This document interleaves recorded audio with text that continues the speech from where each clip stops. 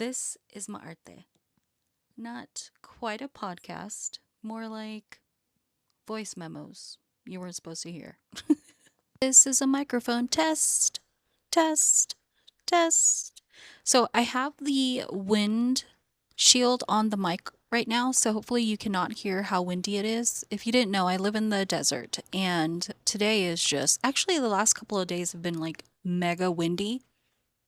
And the air is just nice and crisp. And let me tell you, I'm just trying to soak it all in before summer comes because come summer, I'm about to be crispy. But yeah, so I'm in my backyard. It's fucking serene.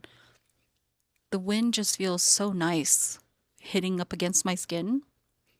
Ugh. Anyways, I know you're probably going to be like, yo, this is a really long introduction, but I'm very excited about this. I bought a telescope. Not like a cheap little telescope, like I like put some money into this telescope, bro. And above my garage, the roof is flat. And I checked out the scene already. It's good to go up there. And as soon as I get my telescope hooked up, I am going to get a ladder, put a blanket down, and set up my telescope on top of the roof and just fucking stargaze, dude. I'm so excited. I am so excited about that. So you might be like hearing me talk about the telescope and all the cool things I see. Anyways, okay, I think the mic's working.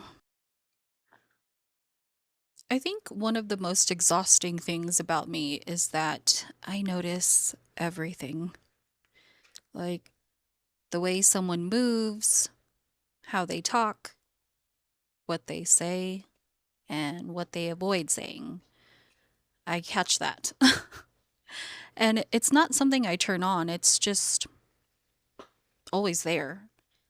Like my brain is constantly scanning, it's constantly reading, constantly connecting things, even when I don't want it to. And people love to say, "Oh, it's good to be aware. Just be more aware." Like it's peaceful, like it's grounding. Nobody talks about how heavy it is to actually live in it. Like, have you ever stopped to think how it actually feels to live like that? Because it's not just noticing, it's processing constantly. And, it's hearing what someone says and also hearing what's underneath it. It's catching the hesitation, the inconsistency, the shift before it's obvious, and then having to sit there and decide, am I over fucking thinking again? Or did that actually feel off? Because someone will say, that's not what I meant. And I'm like, okay, well, that's not how it landed. And now I'm stuck deciding, okay, so do I go with what you said or what I clearly felt? And, that's the part that drains you because people don't like being read that clearly. They don't like when you catch something they weren't ready to admit. And they definitely don't like it when you say it out loud. Like I've literally said to someone, I've literally said to them, "Oh yeah, I know. I know that's what you did because I know you. Like I know you." And at the time they didn't agree, nor they deny it. They just kind of glazed over it and even that tells me everything. And what's wild is that same person turned around and ended things with me like so clean, so fast, like nothing ever happened. Like absolutely no explanation, no conversation, just bye. And, I'm not going to lie. Part of me was all like, oh, this fool is probably like, oh, you think you know me? I bet you didn't see this coming, did you? And I'm like, okay, well, whatever. Fair, fair. Okay, yeah. I definitely didn't see that coming. But here's the part that actually messed me up. I ignored myself. My intuition was loud. It was so loud. It was screaming at me. Not subtle, not quiet, just fucking clear. Like, hey, this something's not right here. And I knew it. And I kept pushing it down on purpose because, I've been told before that I think too much, that I read too much into things, and that I need to relax. So for once, I tried to be that version of myself. The one that doesn't question everything, the one that just trusts what's being said because I really believed him. We're fucking adults. He presented himself as so self aware. He said he's done the inner work. So in my mind, I'm like, okay, cool. Like if something's wrong, he will say it. You know, if something's off, he will communicate it. And I trusted that more than I trusted myself. And the whole time, my intuition was like, something is not right. And I ignored it over and over again, until it ended. And it didn't just hurt, it fucking confused me because I was like, wait, did I miss something? How did I not see this? And then it hit me because I didn't miss it at all. I just ignored it. And that realization, that's what fucked me up because I've always trusted my intuition. Always. Even if it took time, even if I didn't want it to be right, I was right. Every single fucking time. And this made me question everything. And God, that fucked me up so badly. Like I hate that I was questioning everything because prior to this, I was always, always, always so trusting in my intuition because I was always right.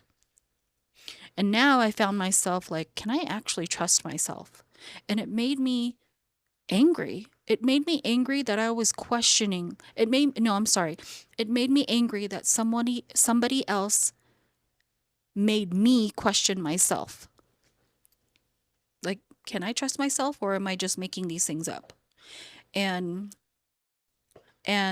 that's actually what led me to start working with a psychiatric NP because I hit a point where I was like, okay, what is going on with me? Am I overthinking? Am I just hyper aware? Or do I actually need to understand how my brain is wired? And I originally went in thinking maybe I should just get reassessed for ADHD, maybe like autism spectrum, just trying to make sense of how I process things. And somehow the conversation shifted. So now we're exploring bipolar type 2. And I'm not saying that like I have the final answer. I don't. I'm still figuring it out, trying different medications, paying attention to what changes and what doesn't. But what's been really interesting is realizing I think I've known something was different all along. Not in like a label way, just in that quiet back of your mind way where you're like, my brain doesn't work the way other people's does.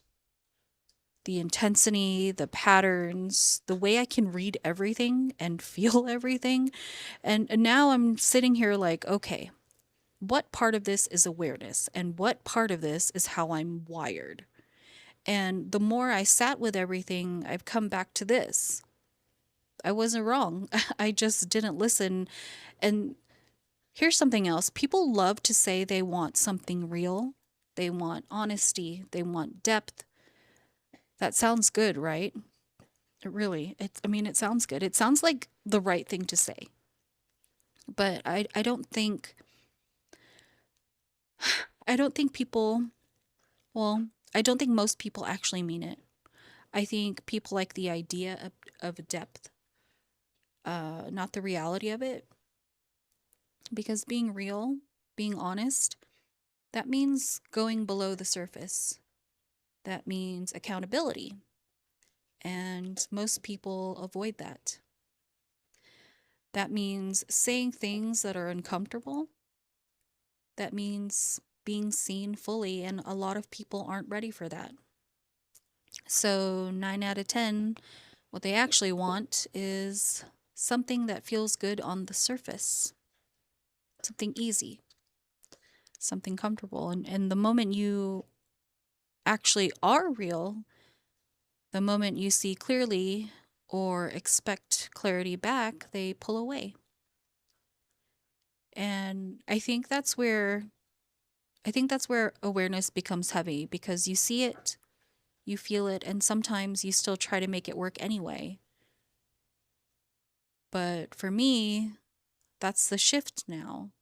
Not trying to be less aware, not trying to turn it off, just not ignoring it anymore. Even when it's inconvenient, when it ruins something I wanted to believe in. because ignoring it, that cost me more than anything. So yeah, being aware is fucking exhausting. God, it's so fucking exhausting. But disconnecting from yourself, that's worse. And maybe the work isn't trying to be less aware, maybe it's learning to trust what you already know. And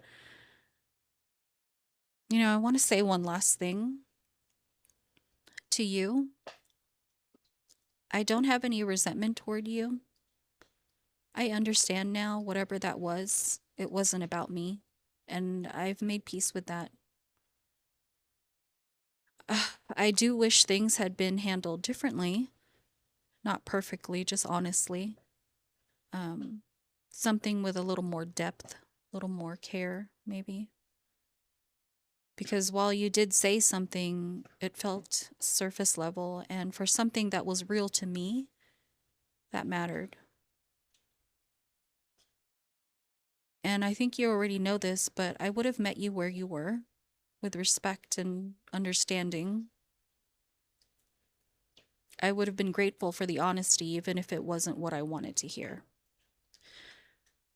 Because clarity, even when it hurts, is still a form of respect. But I also understand that that kind of honesty requires a level of capacity that not everyone has. And I accept that.